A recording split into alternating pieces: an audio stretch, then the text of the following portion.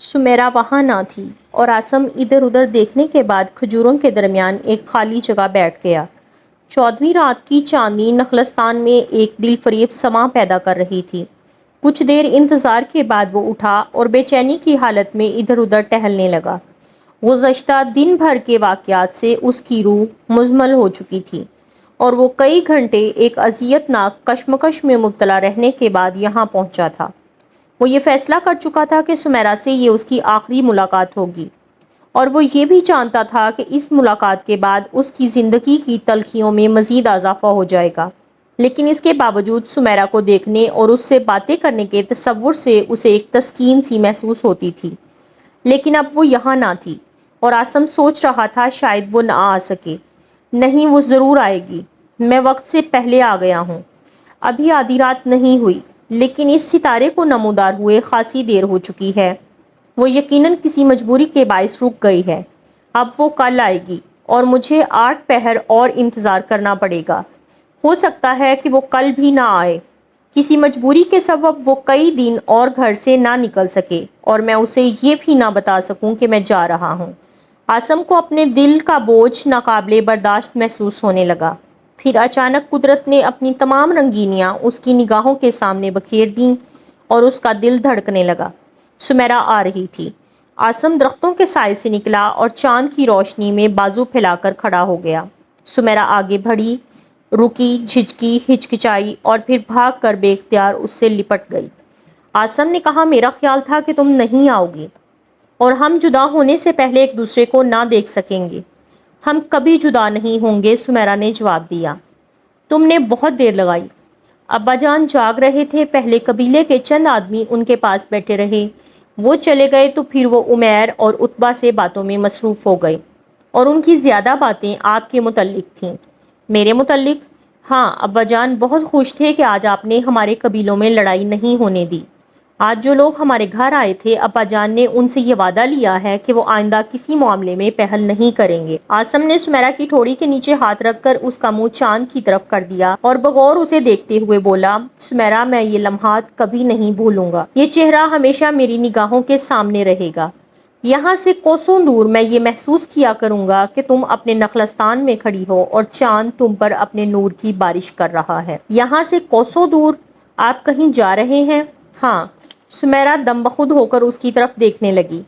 آسم زمین پر بیٹھ گیا اور اس نے سمیرا کا ہاتھ پکڑتے ہوئے کہا، سمیرا بیٹھ جاؤ، میں تم سے بہت کچھ کہنا چاہتا ہوں۔ وہ بیٹھ گئی۔ آسم نے کہا، سمیرا میری طرف اس طرح نہ دیکھو، تم جانتی ہو کہ تم سے جدا ہونا میری زندگی کی سب سے بڑی آزمائش ہے۔ سمیرا نے گھٹی ہوئی آواز میں پوچھا، آپ کہاں جا رہے ہیں؟ شام کی طرف۔ میری وجہ سے؟ سمیرا، اس نے کرب انگیز لہجے میں جواب دیا، تمہیں میری باتوں سے یہ نتیجہ اخذ نہیں کرنا چاہیے کہ میں اپنا وطن چھوڑنے پر خوش ہوں۔ اگر مستقبل کی بھیانک تاریکیاں صرف میرے لیے ہوتیں یا میری غلطیوں کے نتائج صرف میری ذات تک محدود رہ سکتے تو میں بدترین حالات میں بھی یہاں ٹھہرنا پسند کرتا، لیکن میں تمہیں اپنی سیاہ بختی میں حصہ دار نہیں بناؤں گا۔ میں آپ کے ساتھ جاؤں گی، سمیرا نے فیصلہ کن انداز میں کہا۔ نہیں سمیرا، تمہارے پاؤں پھولوں کی سیج پر چلنے کے لیے بنائے گئے ہیں اور میرے راستے میں انگاروں کے سوا کچھ نہیں۔ تم چاندنی راتوں میں مسکرانے کے لیے پیدا ہوئی ہو اور میرے ساتھ تمہیں ہولناک تاریکیوں میں ٹھوکریں کھانی پڑیں گی۔ یثرب کی زمین مجھ پر تنگ ہو چکی ہے اور یہاں سے جانے کے بعد میرا کوئی گھر اور کوئی وطن نہ ہوگا۔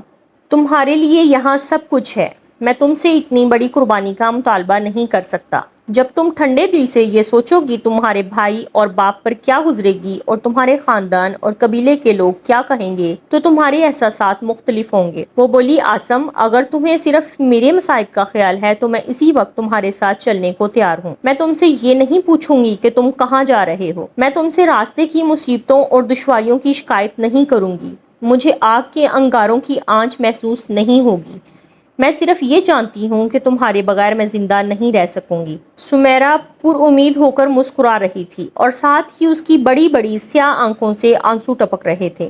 آسم کا دل پھٹا جا رہا تھا۔ اس نے اپنی رہی سہی قوت بروئے کار لاتے ہوئے کہا، سمیرا، ممکن ہے تم یہ سب کچھ برداشت کر لو، لیکن ایک بات تم برداشت نہیں کر سکو گی۔ تم یہ برداشت نہیں کر سکو گی کہ میرے قبیلے کا ہر بچہ اور بوڑھا تمہارے باپ اور بھائیوں کا مذاق اڑائے اور خود تمہارا قبیلہ ان کے ساتھ ایسا سلوک کرے کہ ان کے لیے سر اٹھا کر چلنا مشکل ہو جائے۔ سمیرا، اوس اور خزرج کی جنگ ختم ہونے کے امکانات پیدا ہو چلے ہیں، اور میں یہ محسوس کرتا ہوں کہ تمہارے بھائی جان کی جان بچا کر میں نے اہل یثرب کے لیے کوئی اچھا کام کیا ہے۔ اب میں انہیں یہ احساس نہیں دلانا چاہتا کہ میں نے نیکی کے پردے میں تمہارے باپ اور بھائیوں سے بدترین انتقام لیا ہے۔ اگر ہم نے ہمت سے کام نہ لیا تو اس کا نتیجہ یہ ہوگا کہ اوس اور خزرج پھر تلواریں نکال لیں گے۔ میں تم سے محبت کرتا ہوں سمیرا، تمہارے بغیر میری زندگی کا تصور مجھے ایک مذاق معلوم ہوتا ہے، لیکن کیا تم یہ پسند کرو گی کہ میری محبت اوس اور خزرج کے لیے ایک نئی تباہی کا باعث بن جائے؟ تم یہ برداشت کر لو گی کہ ہمارے خاندان ہماری وجہ سے ایک دوسرے کا گلا کاٹنے لگے؟ سمیرا جواب دینے کی بجائے اپنا چہرہ دونوں ہاتھوں میں چھپا کر سسکیاں لینے لگی۔ عاصم اٹھا اور کچھ دیر تذبذب کی حالت میں کھڑا رہا، پھر اس نے جھک کر پیار سے سمیرا کے بالوں پر ہاتھ پھیرتے ہوئے کہا، سمیرا، ہم شاید مدت تک ایک دوسرے کو نہ دیکھ سکیں۔ حوصلے سے کام لو اور میرے لیے یہ لمحات اور زیادہ اذیتناک بنانے کی کوشش نہ کرو۔ اگر میں اپنا دل چیر کر دکھا سکتا تو تمہیں یہ شکایت نہ ہوتی کہ میں خوشی سے جا رہا ہوں۔ سمیرا اٹھی اور اپنے آنسو پونچھتے ہوئے بولی، مجھے آپ سے کوئی شکایت نہیں، لیکن آپ کو یہ بتانے کے لیے یہاں آنے کی ضرورت نہ تھی کہ آپ جا رہے ہیں۔ عاصم نے کہا، مجھے معلوم تھا کہ یہ مرحلہ ہم دونوں کے لیے یکساں تکلیف دہ ہوگا، لیکن مجھے ڈر تھا کہ اگر میں تمہیں دیکھے بغیر چلا گیا تو تم شاید مجھے بے وفا سمجھ کر مجھ سے نفرت نہ کرنے لگو، اور پردیس میں یہ بات میرے لیے ناقابل برداشت ہوتی کہ میری سمیرا، جسے میں ہر سانس کے ساتھ یاد کرتا ہوں، مجھ سے روٹھ گئی ہے۔ میں اس امید پر باہر جا رہا ہوں کہ جب واپس آؤں گا تو یثرب کے حالات بدل چکے ہوں گے، اوس اور خزرج کے پرانے زخم منمل ہو چکے ہوں گے، اور پھر جب میں تمہارے باپ کے پاؤں پر گر کر یہ کہوں گا کہ میں سمیرا کے بغیر زندہ نہیں رہ سکتا تو وہ اسے ایک گالی نہیں سمجھیں گے۔ سمیرا نے پر امید ہو کر کہا، آپ یہاں رہ کر حالات کی تبدیلی کا انتظار نہیں کر سکتے؟ نہیں سمیرا، میں یہاں نہیں رہ سکتا، یہ ہم دونوں کے لیے ایک بہت بڑی آزمائش ہوگی۔ یہ ناممکن ہے کہ میں یہاں رہوں اور تمہیں دیکھنے کی کوشش نہ کروں، اور یہ بھی ناممکن ہے کہ ہماری محبت دیر تک لوگوں کی نگاہوں سے پوشیدہ رہ سکے۔ پھر اپنے قبیلے سے میرے تعلقات اتنے بگڑ گئے ہیں کہ اب میں یہاں نہیں رہ سکتا۔ سمیرا کے آنسو تھم چکے تھے اور وہ اپنے دل میں کرب و اضطراب کی بجائے ایک ہلکا سا سکون محسوس کر رہی تھی، ایک ایسا سکون جو کسی زخم خوردہ سپاہی کو اپنے ہتھیار پھینکنے پر مجبور کر دیتا ہے۔ عاصم نے اپنے دل میں ایک اطمینان محسوس کرتے ہوئے کہا، چلو میں تمہیں گھر کے دروازے تک چھوڑ آتا ہوں۔ نہیں، اس نے ڈوبتی ہوئی آواز میں جواب دیا، آپ جائیے، میری فکر نہ کیجیے، میں اپنے گھر کا راستہ نہیں بھول سکتی، جائیے۔ سمیرا کی آنکھوں میں دوبارہ آنسو چھلکنے لگے۔ عاصم چند ثانیے بے حس و حرکت کھڑا رہا اور پھر اچانک وہاں سے چل دیا۔ چند قدم اٹھانے کے بعد وہ رکا اور مڑ کر سمیرا کی طرف دیکھنے لگا۔ سمیرا نے جلدی سے منہ پھیر لیا، وہ رو رہی تھی۔ عاصم کو اس کی سسکیاں سنائی دے رہی تھیں اور اس کا دل پسا جا رہا تھا۔ آپ جاتے کیوں نہیں؟ سمیرا نے جھنجھلا کر کہا، لیکن اس کی آواز میں تلخی اور غصے سے زیادہ ایک بے بس کی التجائیں اور فریادیں تھیں، اور عاصم یہ محسوس کر رہا تھا کہ اگر وہ چند لمحے اور یہاں ٹھہرا تو اس کے عزائم کے تمام قلعے منہدم ہو جائیں گے۔ وہ دوبارہ مڑا، لیکن پہلا قدم اٹھاتے ہی اسے ایک باروب آواز سنائی دی، ٹھہرو۔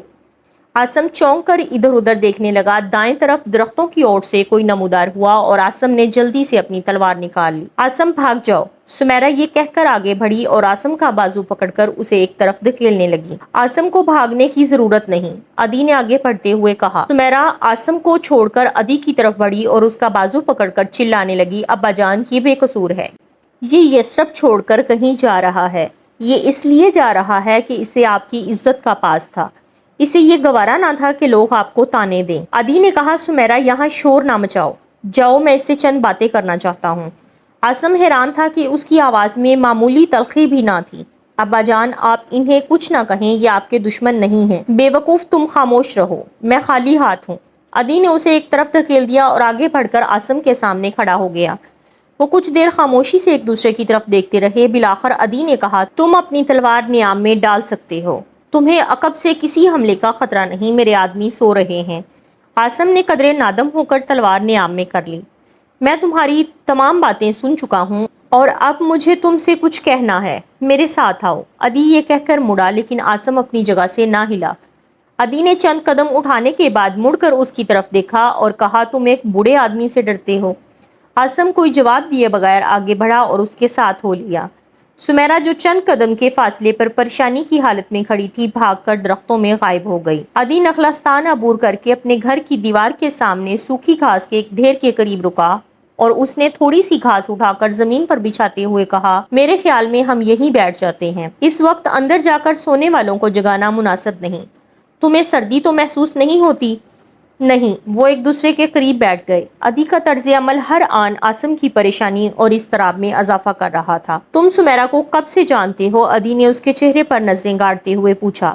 عاصم نے جواب دیا، مجھے اندیشہ ہے کہ میری کوئی بات آپ کو مطمئن نہیں کر سکے گی، لیکن اگر آپ کے دل میں سمیرا کے متعلق کچھ شبہات پیدا ہو گئے ہیں تو میں آپ کو یقین دلاتا ہوں کہ اس نے کوئی ایسی بات نہیں کی جو آپ کے لیے شرمندگی کا باعث ہو۔ عدی بولا، تمہیں سمیرا کی صفائی پیش کرنے کی ضرورت نہیں، میں اسے اچھی طرح جانتا ہوں، اور تمہیں یہ بھی نہیں سمجھنا چاہیے کہ میں نے کبھی اس کی رکھوالی کی ضرورت محسوس کی ہے۔ یہ محض اتفاق تھا کہ جب وہ دبے پاؤں باہر نکلی تو میں جاگ رہا تھا اور اس کے کمرے کے دروازے کی چڑچڑاہٹ نے مجھے اٹھ کر صحن میں جھانکنے پر مجبور کر دیا تھا۔ مجھے صرف اس بات سے تشویش ہوئی تھی کہ صحن میں چند قدم رک کر چلنے کے بعد اس نے بھاگنا شروع کر دیا تھا۔ اگر میں دل پر جبر کر کے تمہاری باتیں نہ سنتا تو شاید یہ ہماری آخری ملاقات اس قدر خوشگوار نہ ہوتی۔ لیکن تم نے میرے سوال کا جواب نہیں دیا۔ میں نے پوچھا تھا کہ تم کب سے ایک دوسرے کو جانتے ہو؟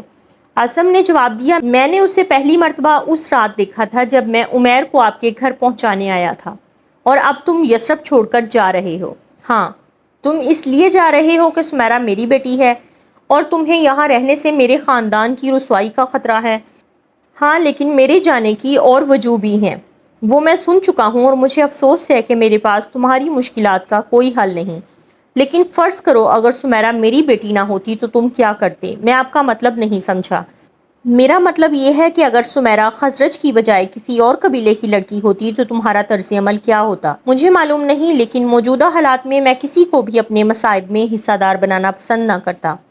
اگر سمیرا کے باپ کو اپنے قبیلے کی ملامت کا خوف نہ ہوتا اور وہ خوشی سے اسے تمہارے ساتھ جانے کی اجازت دے دیتا تو اگر یہ ممکن ہوتا تو میں سمیرا کے باپ کو سمجھاتا کہ اس وقت میرا تنہا جانا ضروری ہے، لیکن میں جلد واپس آؤں گا۔ یہ بھی ہو سکتا تھا کہ میں اپنا ارادہ تبدیل کر دیتا، لیکن یہ ممکن نہیں۔ مجھے سمیرا کے باپ کی مجبوریوں کا علم ہے۔ عدی کچھ دیر سر جھکائے ایک گہری سوچ میں ڈوبا رہا۔ بلاخر اس نے عاصم کی طرف دیکھا اور کہا، میں تمہیں اپنی زندگی کا ایک اہم واقعہ سنانا چاہتا ہوں، اور مجھے یقین ہے کہ یہ واقعہ تمہارے لیے دلچسپی سے خالی نہ ہوگا۔ آج سے کوئی 16 سال پہلے میں تاجروں کے ایک قافلے کے ساتھ دمشق جا رہا تھا۔ قبیلہ کنانا کا ایک شخص جس کا نام حارث تھا اور اس سفر میں میرے ساتھ تھا، ہم بہت جلد ایک دوسرے کے دوست بن گئے۔ جب ہم واپس پہنچے تو اکاز کا میلہ شروع ہونے والا تھا اور یثرب سے کئی آدمی وہاں جانے کی تیاری کر رہے تھے۔ حارث نے چند دن میرے ہاں قیام کیا اور اس کے بعد ہم اپنے مال سے زیادہ نفع کمانے کے شوق میں قافلے کے ساتھ اکاز کی طرف روانہ ہو گئے۔ تجارت کے علاوہ اکاز جانے کی ایک وجہ یہ بھی تھی کہ میرے شام جانے سے قبل میری بیوی امید سے تھی اور میں اسے اس کے والدین کے ہاں چھوڑ آیا تھا۔ میری بیوی کا خاندان یہاں سے 5 منزل دور اکاز کے راستے میں آباد تھا، اور میرا ارادہ تھا کہ میں جاتی دفعہ 1-2 دن کے لیے وہاں ٹھہروں گا اور پھر واپسی پر اپنے بال بچوں کو ساتھ لیتا آؤں گا۔ سسرال پہنچ کر مجھے معلوم ہوا کہ میرے پیچھے جو لڑکی پیدا ہوئی تھی وہ 3 ماہ کی ہو کر فوت ہو گئی ہے۔ میری بیوی کو اس کا بہت صدمہ تھا کہ میں اسے دیکھ نہ سکا۔ وہ بار بار کہتی تھی کہ میری بیٹی بہت خوبصورت تھی اور قبیلے کی عورتیں اسے دور دور سے دیکھنے آیا کرتی تھیں۔ میری ساس اور میری بیوی کی بہنیں بھی اس کی بہت تعریف کرتی تھیں، لیکن حارث اور میرے 2 ساتھی مجھے مبارکباد دیتے تھے کہ اللہ نے مجھے ایک لڑکی کا باپ بننے کی رسوائی سے بچا لیا ہے۔ حارث کہتا تھا کہ تم بہت خوش قسمت ہو، میں یکے بعد دیگرے اپنی 2 لڑکیوں کو زندہ دفن کر چکا ہوں۔ اس مرتبہ بھی میں جب اپنے گھر سے نکلا تھا تو میری بیوی امید سے تھی اور میں نے عزا کی قسم کھا کر کہا تھا کہ اگر تم نے پھر لڑکی جنی تو میں اس کے ساتھ بھی وہی سلوک کروں گا۔ اکاز کے میلے سے فارغ ہو کر میں واپس آنا چاہتا تھا، لیکن حارث کی بستی وہاں سے 2 منزل کے فاصلے پر تھی اور وہ مجھے چند دن اپنے پاس ٹھہرانے پر مصر تھا۔ مجبوراً مجھے اس کے ساتھ جانا پڑا۔ وہاں پہنچ کر معلوم ہوا کہ حارث کے ہاں چند ماہ قبل لڑکی پیدا ہوئی ہے۔ یہ خبر سننے کے بعد حارث کی یہ حالت تھی کہ وہ اپنے خیمے میں قدم رکھنے کا بھی روادار نہ تھا۔ میں نے اسے تسلی دینے کی کوشش کی، لیکن اس پر میری باتوں کا کوئی اثر نہ ہوا۔ وہ بار بار یہ کہتا تھا کہ میں اپنے گھر میں سانپ پال سکتا ہوں، لیکن ایک لڑکی کا باپ کہلانے کی ذلت برداشت نہیں کر سکتا۔ میں نے اپنی بیوی کے سامنے عزا کی قسم کھائی تھی کہ میں لڑکی کو زندہ دفن کر دوں گا۔ اگر وہ چاہتی تو پیدا ہوتے ہی اس کا گلا گھونٹ کر مجھے اس امتحان سے بچا سکتی تھی۔ تھی۔ اب وہ 4 مہینے کی ہو چکی ہے، لیکن میں اپنی قسم پوری کر کے رہوں گا۔ گرمیوں کے دن تھے اور ہم رات کے وقت باہر کھلی ہوا میں بیٹھے ہوئے تھے۔ حارث نے شراب کا ایک مٹکا منگوا کر میرے سامنے رکھ دیا۔ میں نے اس کے اصرار سے تیز شراب کے چند گھونٹ پی لیے، لیکن حارث بے تحاشا پی رہا تھا۔ نشے میں چور ہو کر وہ دیر تک مجھ سے بہکی بہکی باتیں کرتا رہا۔ مجھ پر نیند کا غلبہ ہو رہا تھا۔ میں اپنے بستر میں لیٹ گیا۔ آدھی رات کے قریب گہری نیند میں مجھے کچھ شور سنائی دیا۔ میں نے بدحواس ہو کر ادھر ادھر دیکھا، وہاں حارث نہ تھا۔ خیمے سے کسی عورت کے رونے کی آواز آ رہی تھی۔ میں اٹھ کر بھاگتا ہوا خیمے کی طرف گیا اور قریب پہنچ کر حارث کو آوازیں دینے لگا۔ حارث کی بیوی روتی اور اپنے سر کے بال نوچتی ہوئی باہر نکلی اور اس نے کہا وہ چلا گیا ہے، وہ میری بیٹی کو لے کر چلا گیا ہے۔ میں تمہیں لات اور عزا کا واسطہ دیتی ہوں، میری بیٹی کو بچاؤ، یہ میری تیسری بچی ہے۔ آج خاندان کے کسی آدمی نے میری مدد نہیں کی۔ وہ سب جانتے تھے کہ حارث اسے زندہ زمین میں گاڑنے کو لے جا رہا ہے، لیکن کوئی میری چیخیں سن کر اپنے گھر سے باہر نہیں آیا۔ میں نے اس سے پوچھا حارث کس طرف گیا ہے، اور اس نے ایک سمت اشارہ کر دیا۔ میں کچھ کہے بغیر اس طرف بھاگا۔ تھوڑی دیر بعد مجھے بستی سے کچھ دور ایک بچے کے بلکنے کی آواز سنائی دی۔ میں دوڑتا ہوا اس کی طرف گیا۔ حارث اپنی بیٹی کو زمین پر لٹا کر گڑھا کھود رہا تھا۔ وہ میری طرف دیکھ کر مڑا اور برہم ہو کر بولا، تم یہاں کیوں آئے ہو؟ میں نے جواب دیا، حارث میں تمہاری مدد کرنا چاہتا ہوں۔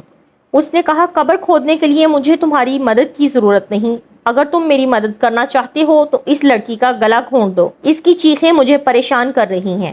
میں نے کہا، اس وقت تم شراب کے نشے میں ہو، جب یہ نشہ اتر جائے گا تو ان چیخوں کا تصور تمہیں اور زیادہ پریشان کرے گا۔ اس نے جواب دیا، تم مجھے ورغلانے کی کوشش نہ کرو، میں اپنا عہد پورا کروں گا۔ حارث دوبارہ گڑھا کھودنے میں مصروف ہو گیا اور میں نے آگے بڑھ کر اس کے ہاتھ پکڑ لیے۔ اس نے غضبناک ہو کر مجھے پیچھے دھکیل دیا اور چلایا، تم مجھے بغیرت بنانا چاہتے ہو؟ میں نے کہا، حارث عزا کو تمہاری بیٹی کی جان لینا منظور نہیں، اور یہی وجہ ہے کہ اس نے مجھے یہاں بھیجا ہے۔ اگر تم اس کا باپ کہلانا پسند نہیں کرتے تو اسے میرے حوالے کر دو، میری بیوی اسے اپنی بیٹی کی طرح پالے گی۔ میں کسی پر یہ ظاہر نہیں کروں گا کہ یہ تمہاری بیٹی ہے اور کوئی تمہیں تانا نہ دے گا۔